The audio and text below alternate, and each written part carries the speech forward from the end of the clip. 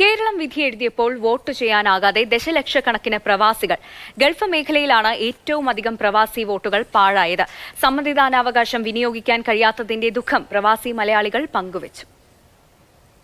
കുറേ കാലമായിട്ട് നമുക്ക് വോട്ട് ചെയ്യാൻ പറ്റില്ല, വോട്ട് ചെയ്യാൻ പോകാൻ പറ്റാത്ത സാഹചര്യം. ടിക്കറ്റ് റേറ്റ് കൂടുതൽ, അങ്ങനെ ഓരോ പ്രശ്നങ്ങളായിട്ട് പോകാൻ പറ്റില്ല, ലീവ് കിട്ടില്ല.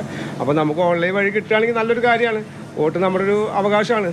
നാട്ടിലെല്ലാവരും പോളിംഗ് ബൂത്തിൽ പോയി ആവേശത്തോടെ വോട്ട് ചെയ്തപ്പോൾ പ്രവാസികളുടെ സങ്കടം ഇങ്ങനെയാണ്. ഉയർന്ന വിമാനയാത്രാ കൂലി, അവധി കിട്ടാത്ത അവസ്ഥ, മക്കളുടെ സ്കൂൾ പഠനം. വിരലിൽ മഷി പുരട്ടാനും വിധിയെഴുത്തിൽ പങ്കെടുക്കാനും കൊതിയുണ്ടെങ്കിലും എല്ലാം ഉള്ളിലൊതുക്കി ജോലി ചെയ്യുകയാണ് 1.25 കോടിയോളം വരുന്ന പ്രവാസി ഇന്ത്യക്കാർ. ഇതിൽ 75% ഗൾഫ് രാജ്യങ്ങളിൽ, പകുതിയിലധികവും മലയാളികളും. ഇവിടെ വോട്ടുണ്ടായിരുന്നു, സുഖമായിരുന്നു. വോട്ട് ചെയ്യാൻ പറ്റാത്തൊരു സങ്കടമുണ്ട്. കോടതിയൊക്കെ പറഞ്ഞിട്ടുണ്ടെങ്കിലും ഗവൺമെൻറ് അതിനു വേണ്ടിയിട്ടുള്ള ഒരു കാര്യങ്ങളും ചെയ്യുന്നില്ല.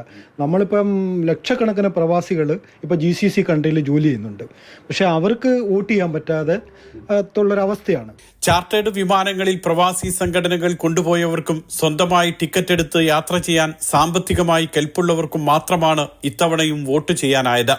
പ്രവാസി വോട്ടവകാശം നിലവിൽ വന്ന് 14 വർഷം കഴിഞ്ഞു. ഓൺലൈൻ വോട്ടിംഗിന്റെ സാങ്കേതികവും നിയമപരവുമായ വശങ്ങൾ കേന്ദ്രവും തെരഞ്ഞെടുപ്പ് കമ്മീഷനും കഴിഞ്ഞ 3 വർഷമായി പഠിക്കുന്നു. ഫിലിപ്പൈൻസ് അടക്കമുള്ള ചെറിയ രാജ്യങ്ങൾ പോലും ജോലി ചെയ്യുന്ന ഇടങ്ങളിൽ പൗരന്മാർക്ക് വോട്ട് ചെയ്യാൻ സൗകര്യമൊരുക്കുമ്പോഴാണ് പ്രവാസി ഇന്ത്യക്കാർ ഇങ്ങനെ പടിക്ക് പുറത്തു നിൽക്കുന്നത്. Mathrubhumi news, Dubai.